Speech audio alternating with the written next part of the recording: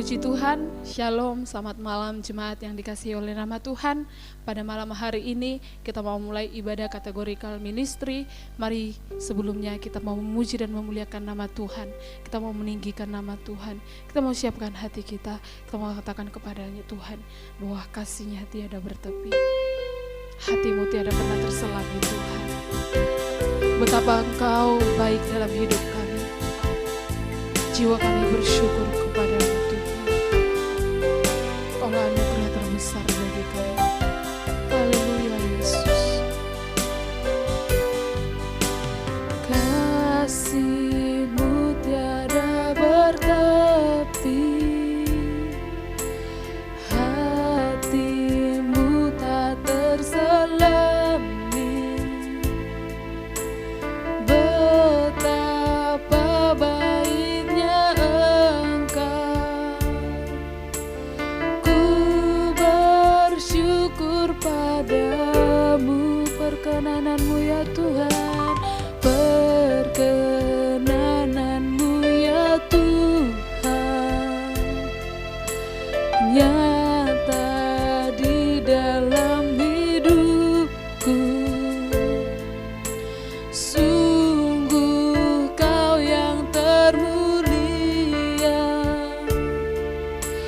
jiwaku pun menyembah. Ku angkat hatiku, tinggikan nama-Mu, karena Yesus Kau anugerah terbesar. Ku naikkan syukurku untuk kemurahan-Mu. Hanya Yesus Kau anugerah terbesar. Kasih-Mu tiada bertepi. Kasih-Mu tiada bertepi, hati-Mu tak terselami. Betapa baiknya Engkau, ku bersyukur padamu. Perkenanan-Mu ya Tuhan, perkenanan-Mu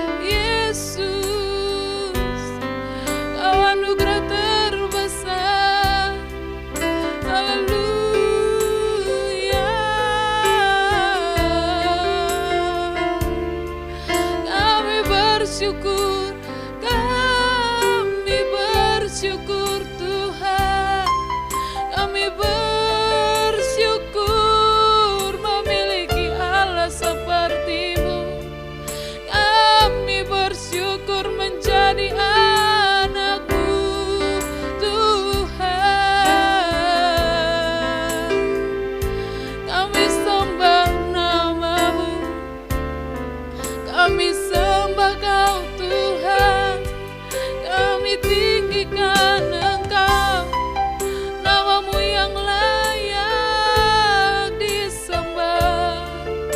Kau Allah layak terima pujian kami. Haleluya. Yesus Tuhan, terima kasih. Haleluya. Yesus Tuhan, kami bersyukur. Ku angkat hatiku, tinggikan namamu, karena Yesus Kau anugerah terbesar. Ku naikkan syukurku untuk kemurahan-Mu.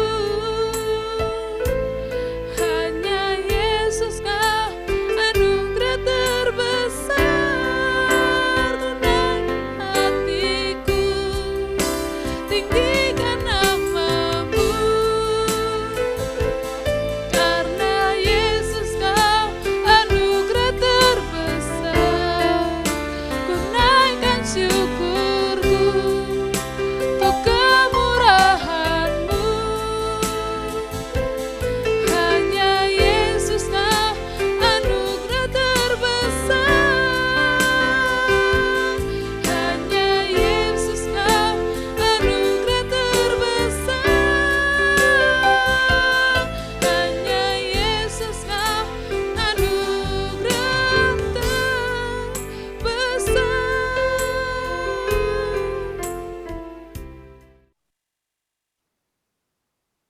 Shalom, selamat malam Ibu, Bapak, Saudara sekalian. Selamat mendengarkan firman Tuhan. Firman Tuhan akan saya sampaikan sesuai dengan judul yang sudah saya siapkan, yaitu firman Tuhan adalah kebenaran.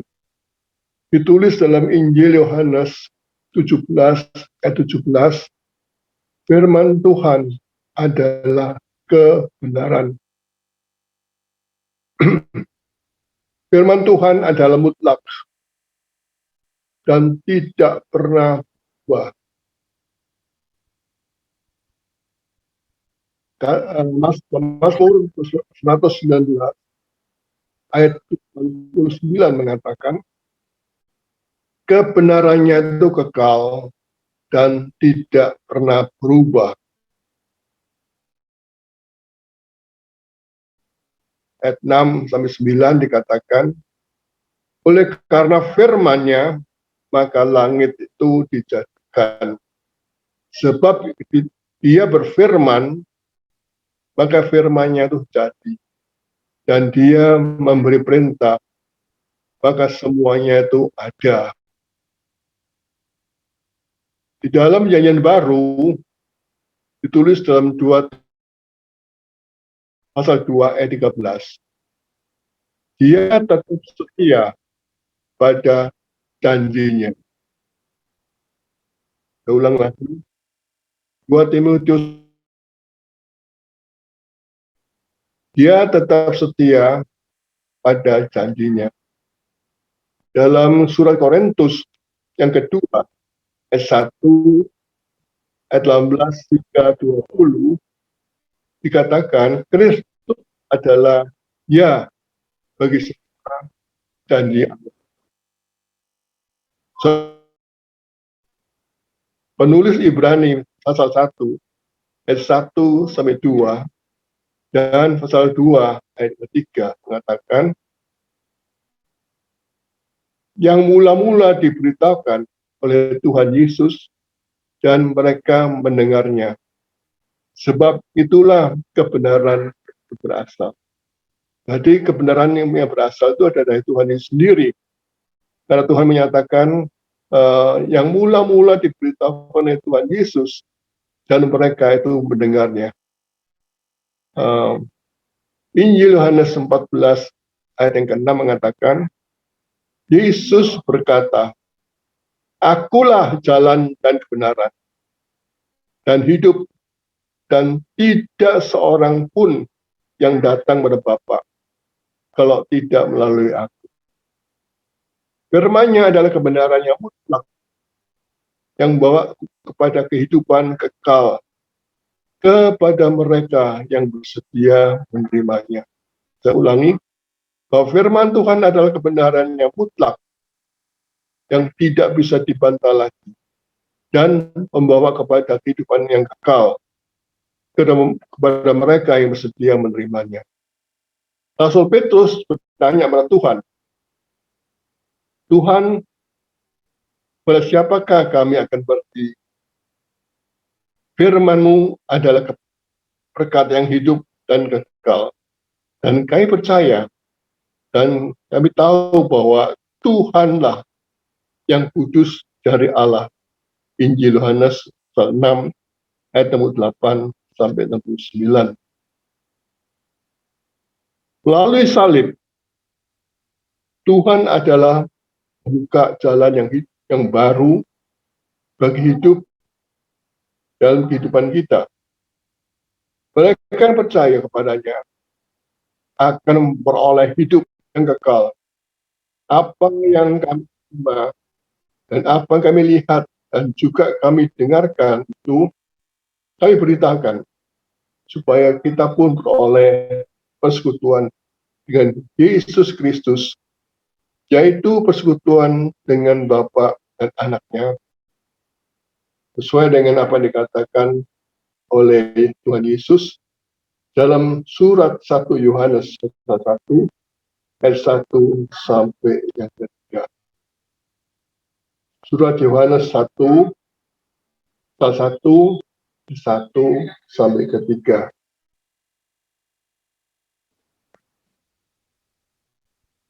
Bagi Paulus menyatakan, sebab itu berdirilah teguh dan berpeganglah pada ajaran-ajaran yang kami terima dari kami, maka secara lisan maupun secara tertulis dalam 2 Tesalonika 2 ayat yang ke-15. Saya ulang kembali bahwa apa yang dikatakan oleh Paulus, sebab itu berdirilah teguh dan berpeganglah pada ajaran-ajaran yang kami terima dari kami, baik secara lisan maupun secara tertulis. 2 Tesalonika 2 ayat yang ke-15. Itu mutlak dan tidak pernah berubah. Kebenaran firman-Nya itu menyembuhkan segala macam penyakit. Karenanya menghasilkan iman yang kuat dan hidup. Contoh, saudara sekalian, saya berikan contoh dalam firman Tuhan, yaitu seorang perempuan yang mengalami pendarahan selama 12 tahun. Ditulis dalam Injil Markus 5 ayat 27 sampai 29. Dan hal ini sudah bisa bandingkan 15 ayat 21 sampai 28. Di tengah-tengah desakan orang banyak, perempuan itu berusaha meloloskan diri dari jepitan orang banyak yang berkata, asal aku jamah jubahnya, maka aku pasti sembuh. Usaha yang sederhana ini, meskipun itu dilakukan karena Yesus dikerumuni sedemikian banyak orang, namun ia berusaha memohon pertolongan. Terus sekalian, pada saat itu nyata bahwa Yesus dikerumuni oleh banyak orang, saling desak-mendesak, sehingga apa yang terjadi di belakangnya itu ia tidak tahu. Dengan sakitnya, dan kelemahannya serta kepayahan yang telah ia derita selama 12 tahun, tentu sangat sulit bersaing dengan orang-orang banyak yang lebih sehat. Satu-satunya kekuatan yang ia andalkan adalah iman dan pengharapan untuk sembuh. Saya ulangi, satu-satunya di tengah-tengah desakan orang banyak itu, dia punya satu pengharapan dan kesembuhan, sebagaimana ditulis dalam firman Tuhan. Mungkin karena kesulitan inilah yang membuatnya berpikir cukup sederhana, yaitu menjamah jubah Yesus saja agar mendapatkan kesembuhan. Saudara sekalian, pada saat itu memang terjadi desakan-desakan antara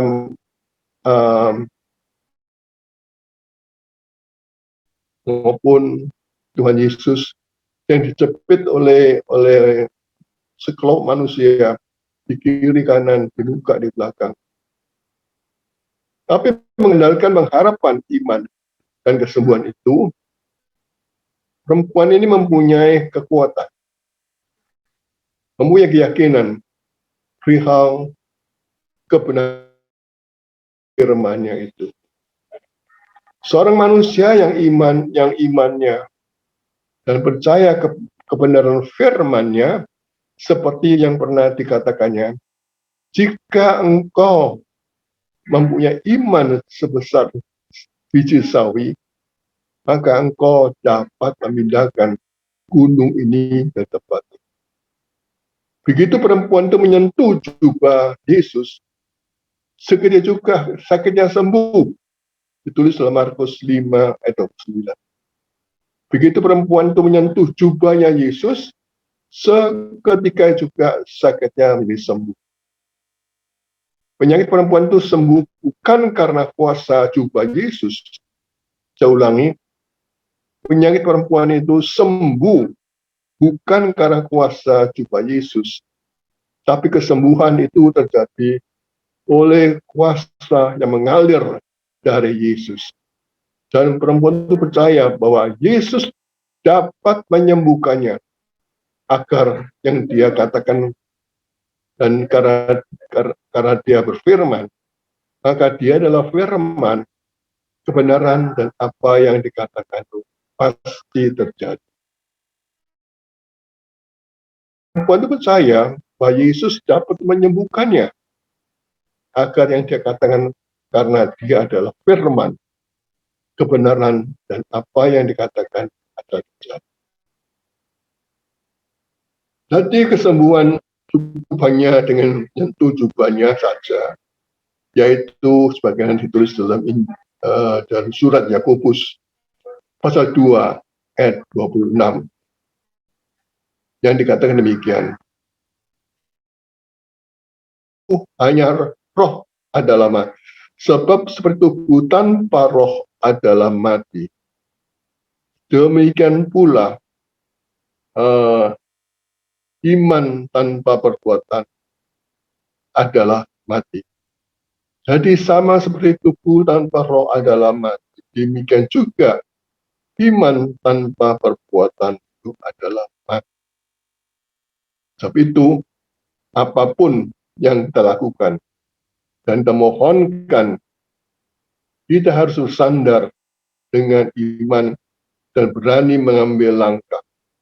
Asal kita mau menyertakan permohonan kita dengan perbuatan-perbuatan iman dan percaya bahwa Tuhan Yesus adalah firman yang hidup. Dan karena firman yang hidup, segala perbuatan yang kita lakukan dengan iman memberikan pengharapan, dan Tuhan akan memberkati. Dengan firman yang hidup, segala perbuatan-perbuatan yang kita lakukan dengan iman memberikan pengharapan, dan Tuhan akan memberkati kita. Puji Tuhan. Ketika Yesus merasakan ada kuasa yang mengalir dari tubuhnya, maka ia berbalik dan kerumunan orang banyak katanya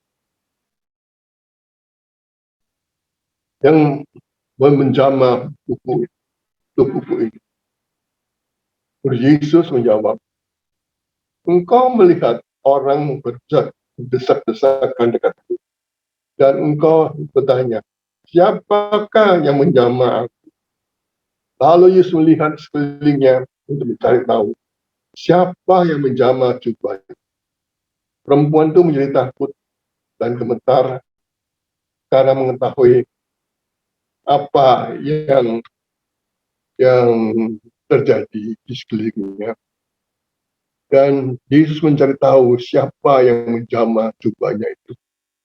Perempuan itu menjadi takut dan gemetar karena mengetahui apa yang telah terjadi atas dirinya. Perempuan itu tampil dan tersungkur di depan Yesus dengan tulus yang menceritakan segala perbuatan itu kepada Tuhan. Maka katanya pada perempuan itu ayat yang 34, ya, imanmu telah menyelamatkan engkau. Pergilah dengan selamat, sembuhlah dari penyakit. Saudara sekalian, Tuhan Yesus adalah firman yang sejati, yang bertakhta di kerajaan sorga, sebagai Allah yang omniscience. Allah yang omniscient berarti tentunya ia sebenarnya mengetahui siapa yang menyentuh jubahnya. Namun Yesus ingin agar perempuan itu mengatakan dan saya ulang saudara. Sebenarnya Yesus mengetahui siapa yang menyentuh jubahnya. Namun Yesus ingin agar perempuan itu menyatakan apa yang telah ia lakukan dan bersaksi dengan kerumunan orang banyak. Dan perempuan itu mengaku usahanya untuk mendapatkan kesembuhan. Yesus memuji iman perempuan itu dan memberkatinya. Allah di dalam Yesus Kristus dapat menyembuhkan segala macam penyakit. Penyakit apapun yang ada dalam hidup manusia. Namun semuanya tergantung pada iman dan pengakuan mereka.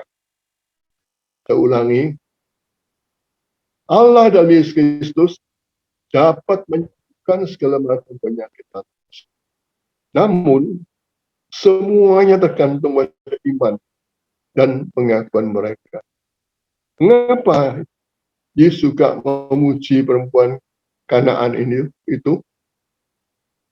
Karena walaupun Allah tidak dengan benar-benar memuji, bahkan hanya menyindirnya, perempuan Kanaan itu tetap bertahan pada iman dan perbuatan. Maka Yesus berkata kepadanya, hai ibu, besar imanmu, maka jadilah kepadamu. Dan seketika juga anaknya menjadi sembuh. Ditulis dalam Matius 15 ayat 21 sampai 28. Saudara sekalian, kesimpulannya adalah karena imannya, maka perempuan yang sakit pendarahan itu menjadi sembuh. Setelah 12 tahun dia dengan sia-sia, kesana kemari ya berusaha mencari, tapi semuanya nihil. Akhirnya ketika ia bertemu dengan Tuhan Yesus, perempuan itu menerima kesembuhan. Tanpa iman, hati manusia penuh dengan keraguan, seperti gelombang laut yang diombang-ambingkan oleh angin. Orang yang demikian janganlah mengira akan terima suatu Tuhan. Dalam surat Yakobus 1 ayat 6 sampai 7. Yakobus 1 ayat 6 sampai 7. Ibu bapak saudara sekalian, Hendaklah kita membaca kitab Ibrani pasal 11 ayat 6 bahwa orang yang memanjatkan permohonannya kepada Tuhan, yaitu Allah yang hidup, lebih dahulu harus percaya kepadanya. Ulang, berani mengatakan orang yang memanjatkan permohonannya kepada Tuhan, yaitu Allah yang hidup, lebih dulu harus percaya kepadanya. Penyakit apapun, kesesakan apapun, kesulitan apapun, asalkan bersandar pada iman, yaitu kebenaran firman Allah yang hidup, pasti Yesus memberkati dan menyembuhkan penyakit. Karena firman Tuhan mengatakan, siapa yang minta, maka dia akan menerima. Siapa yang mencari, maka dia mendapatkan. Siapa yang mengetuk pintu baginya, maka pintu baginya dibukakan. Matius 27. Tuhan memberkati saudara pada ibadah KKR yang diselenggarakan pada setiap hari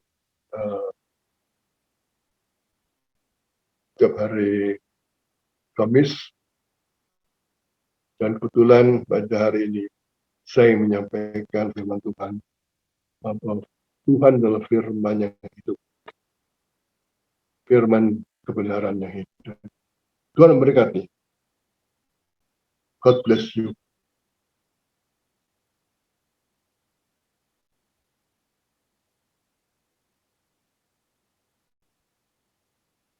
Atau kita doa dulu. Tuhan, hari ini kami telah belajar tentang firman Tuhan adalah kebenaran. Firman Tuhan adalah hidup. Karena firman Tuhan itu adalah kebenaran. Ayat Mas yang dikatakan tadi, kuduskanlah mereka dalam kebenaran. Firman-Nya itu adalah. Semoga firman Tuhan pada hari ini yang kita telah bersama dan belajar bersama pada malam hari ini, semuanya dapat saudara terima dan saudara aplikasikan dalam kehidupan saudara-saudara sekalian pada hari ini. Ya Tuhan, sebetulnya menyerahkan semua jemaat di tempat ini, jemaat KKR di tempat ini. Kiranya Tuhan selalu bersama dengan jemaat ini. Limpahkanlah kekuatan, limpahkanlah imannya, limpahkanlah penyataan Tuhan. Karena kehadiran Tuhan adalah kita percaya bahwa kesembuhan itu sudah diterima oleh kita semua pada malam hari ini. Tuhan memberkati kita pada malam hari ini. Terpujilah nama Tuhan, Allah yang baik, Allah yang setia. Tuhan sudah memberkati kita. Haleluya. Amin. Amin. Terima kasih, Pak. Terima kasih kembali. Iya. Untuk yang selanjutnya minggu depan dari Pak ya? Lebih cepat ya? Enggak, maksudnya untuk yang kedepannya tuh minggu depan Pak ya, yang untuk yang ibadah berikutnya. Oke, kapan? Hari Rabu gini juga Pak, bisa ya? Kenapa? Hari Rabu juga. Hari Rabu juga Rabu boleh. minggu depan. Ini Ini tadi itu untuk ibadah PA dulu atau KKR dulu Pak ya? Tadi nggak disebutkan soalnya. KKR dulu. Oh, KKR dulu ya? KKR dulu. Oh, baik. Ya. Iya Pak. Gua ini latihan PA. Iya Pak, baik. Saya simpan videonya Pak ya. Oke. Ya, terima kasih Pak. Terima kasih, Tuhan memberkati. Memberkati. Melimpah.